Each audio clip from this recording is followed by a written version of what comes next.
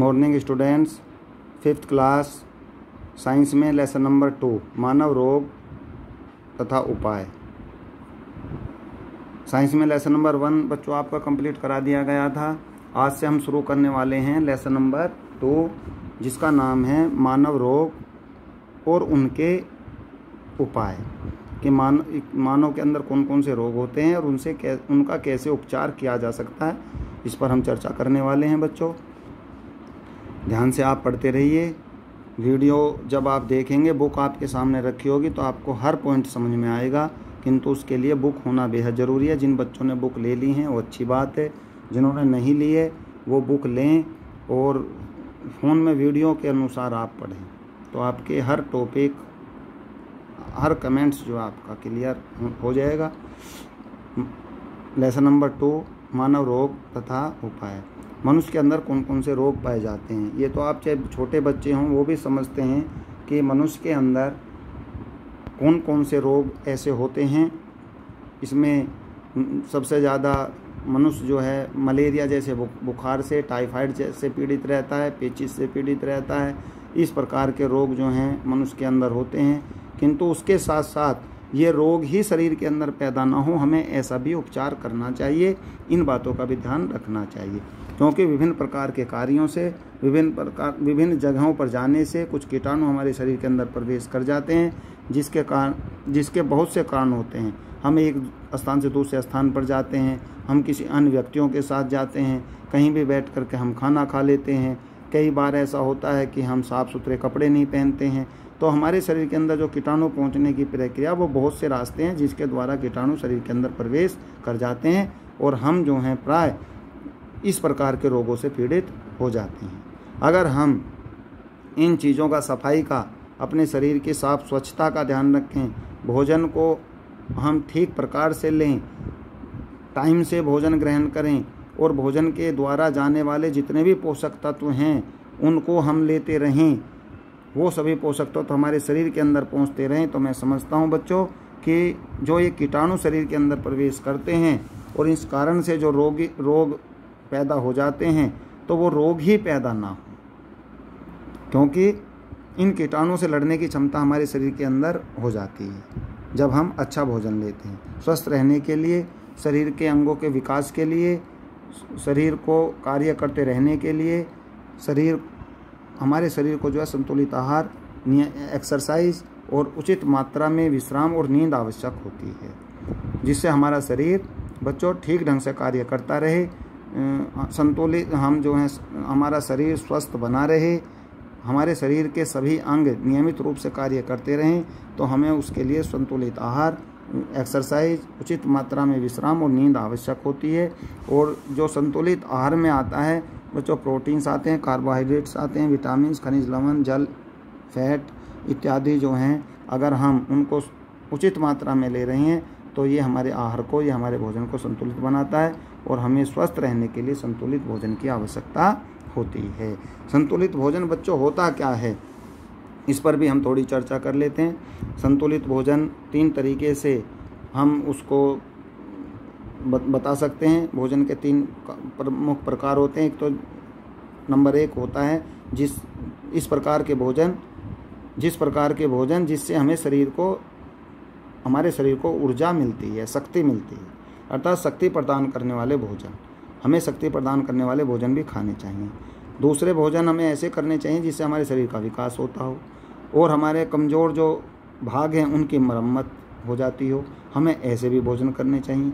तीसरा, शरीर के विभिन्न कार्यों को करना होता है। जो हमारे अंदरूनी अंग हैं, अंदर के जो अंग हैं, उनको, शरीर के उन अंगों को भी ऊर्जा की आवश्यकता होती है, वे अंग भी हमारे बराबर कार्य करते हैं, तो हमें ऐसे भोज्य पदार्थों का भी सेवन करना चाहिए, पोषक तत्वों का सेवन करना चाहिए। अब इसमें ये हमें मिलेंगे कहाँ से? वे ऊर्जा, शक्ति प्रदान करने वाले, विकास करने वाले और शरीर के विभिन्न भागों, विभिन्न कार्यों को करने वाले।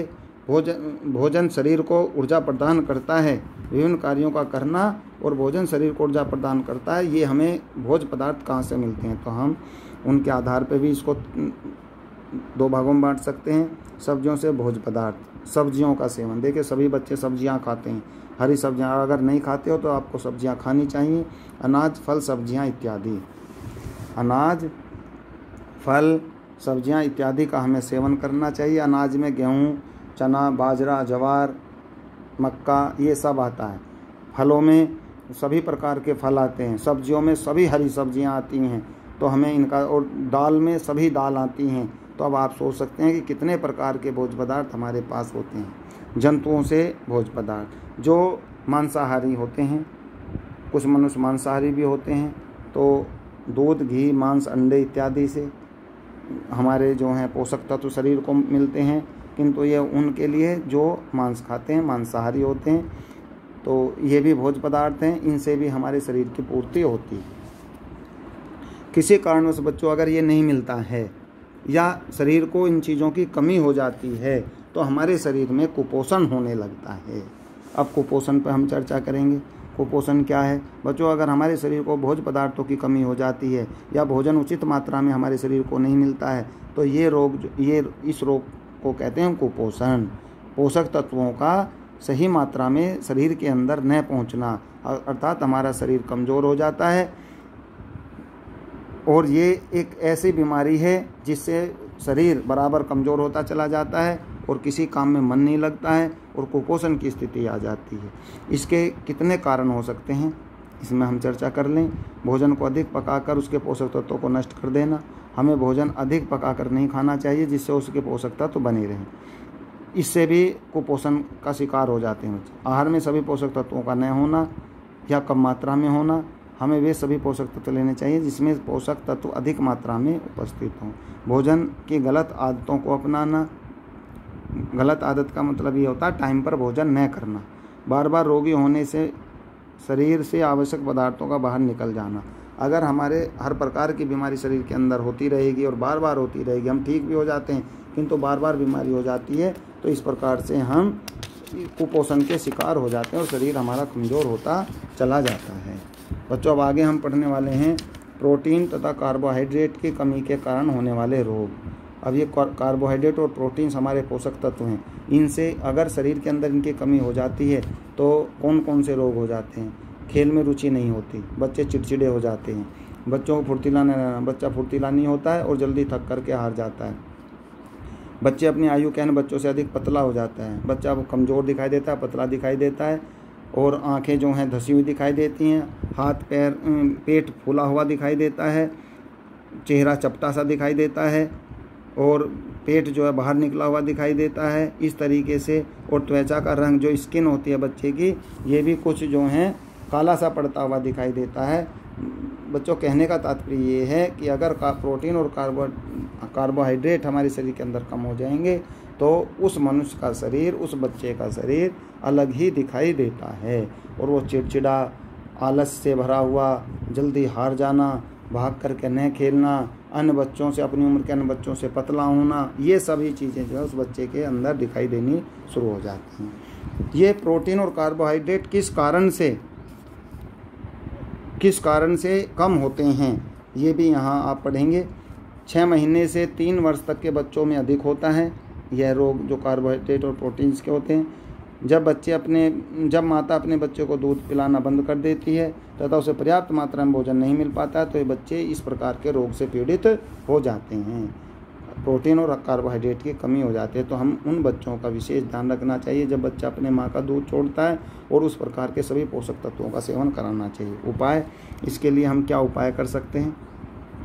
बच्चे को माता के दूध के अतिरिक्त 4 महीने की आयु से ही फल, विभिन्न प्रकार का कम उबला हुआ भोजन जैसे दलियाँ हैं, सब्जियां हैं, ये सब देनी चाहिए। बच्चे को दूध के साथ भी इनको खिलाना चाहिए। सब्जियां भी खिलानी चाहिए, दलिया भी खिलाना चाहिए, सभी प्रकार की दाल, पतली दाल भी उसको पिलानी चाहिए जिससे प्रोटीन और कार्बोहाइड्रेट पर्याप्त मात्रा में शरीर के अंदर पहुंचता रहे।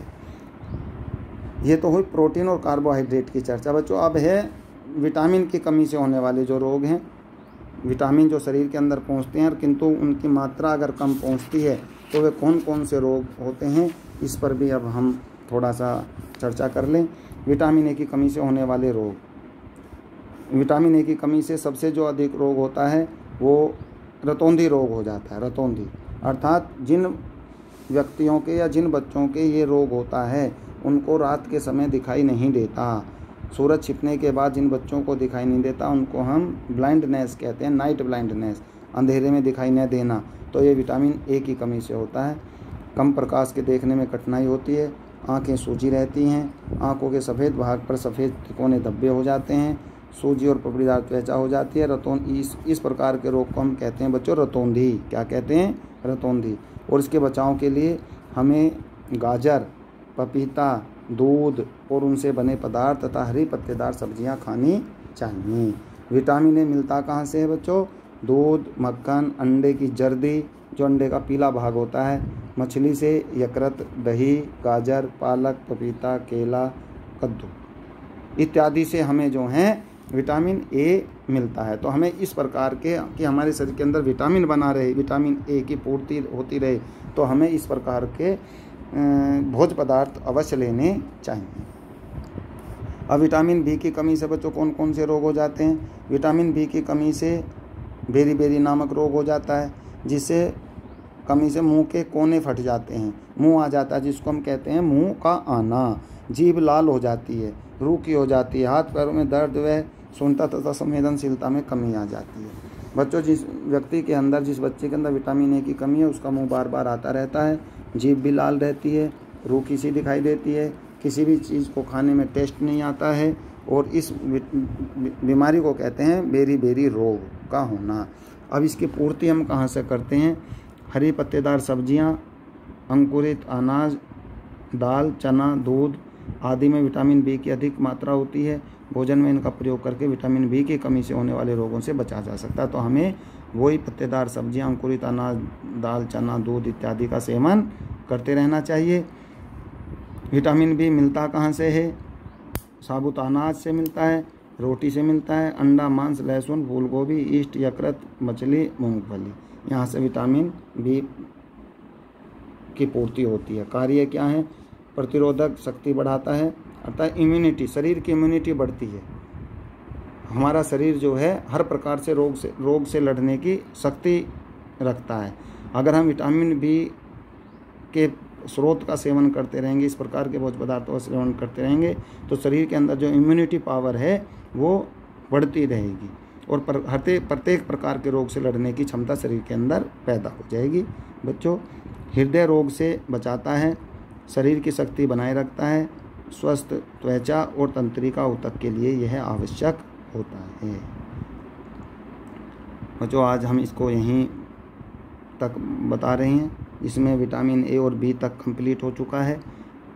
विटामिन सी की कमी से होने वाले रोग कल की वीडियो में आपको भेजे जाएंगे। आप वीडियो देखते रहें, बुक्स के साथ आप पढ़ते रहें, जिससे आपको पढ़ने में, वीडियो देखने में हर पॉइंट आपका क्लियर हो जाए, तभी इस पढ़ाई का कुछ आपको फ़ायदा होने वाला है। बच्चों, इस चीज़ का विशेष ध्यान रखें कि वीडियो को अगर एक बार देखने से समझ में नहीं आता है तो 2 बार देखें। कहीं कोई प्रॉब्लम है तो आप स्कूल में फ़ोन करें और उस प्रॉब्लम को अपने को हल करें। बुक अगर आपने अभी तक नहीं ली हैं, बुक लेने की कोशिश करें, जिससे आपकी पढ़ाई छुट्टियों में सुचारू रूप से आगे बढ़ती रहे और आपको किसी परेशानी का सामना न करना पड़े। Thank you.